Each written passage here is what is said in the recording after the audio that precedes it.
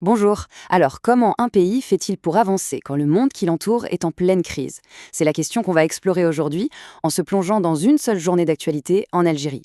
L'idée, c'est de voir comment cette nation arrive à la fois à gérer les turbulences régionales tout en continuant à construire son propre avenir.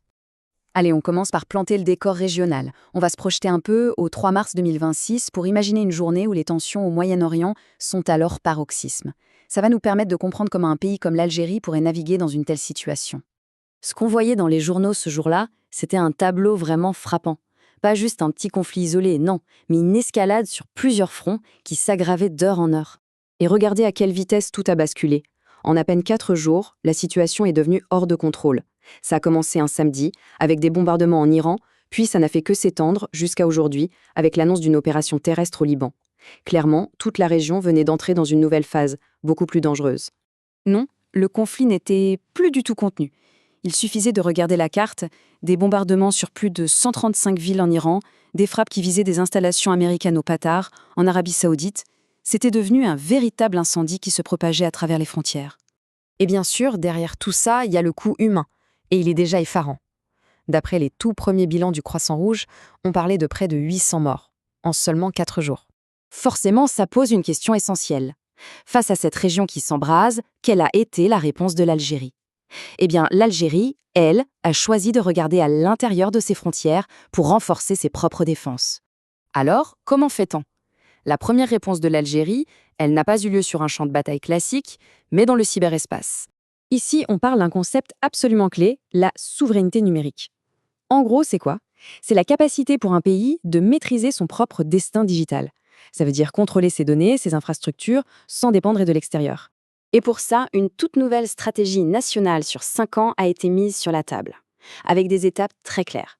Bâtir une vision solide, protéger toutes les infrastructures numériques et surtout renforcer la confiance des citoyens pour que tout le monde se sente en sécurité dans cet espace numérique. Et ce qu'il faut bien comprendre avec cette déclaration, qui vient de tout en haut de la pyramide, c'est que ce n'est pas juste un plan technique, non.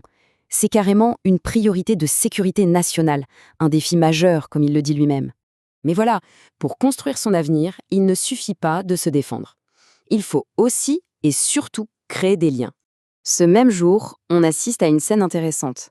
Un groupe d'ingénieurs du Niger arrive à Alger. Mais attention, ils ne sont pas là pour un sommet diplomatique. Ils sont là pour une formation très concrète sur la maintenance électrique. Un vrai transfert de compétences. Et ça illustre parfaitement une autre façon de faire de la politique étrangère. Une politique qui ne se base pas sur la puissance militaire, mais sur le partage de savoir-faire et sur l'autonomie. En clair, on se renforce mutuellement de l'intérieur de la région.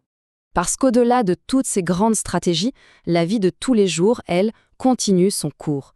Et c'est là qu'on découvre d'autres facettes, d'autres priorités. Par exemple, dans l'est du pays, toute l'attention est portée sur les infrastructures économiques. On a même un ministre sur le terrain, venu s'assurer qu'un projet de chemin de fer minier, un projet vital pour le développement, qu'il soit fini dans les temps. Et puis, au même moment, on est au 13e jour du Ramadan.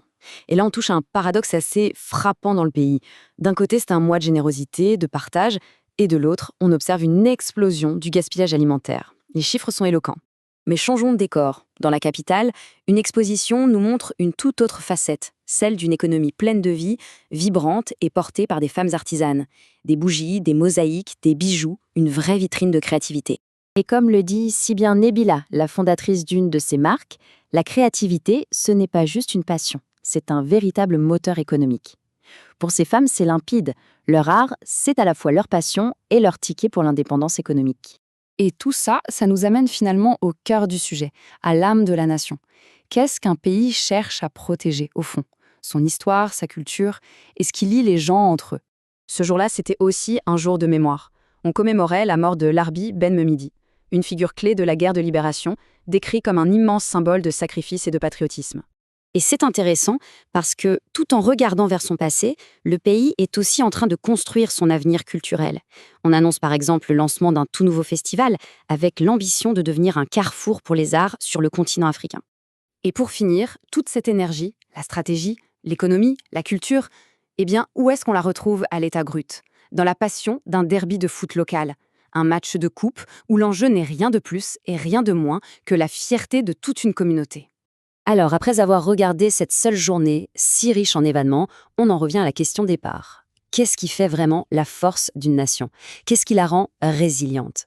La réponse, c'est peut-être ça.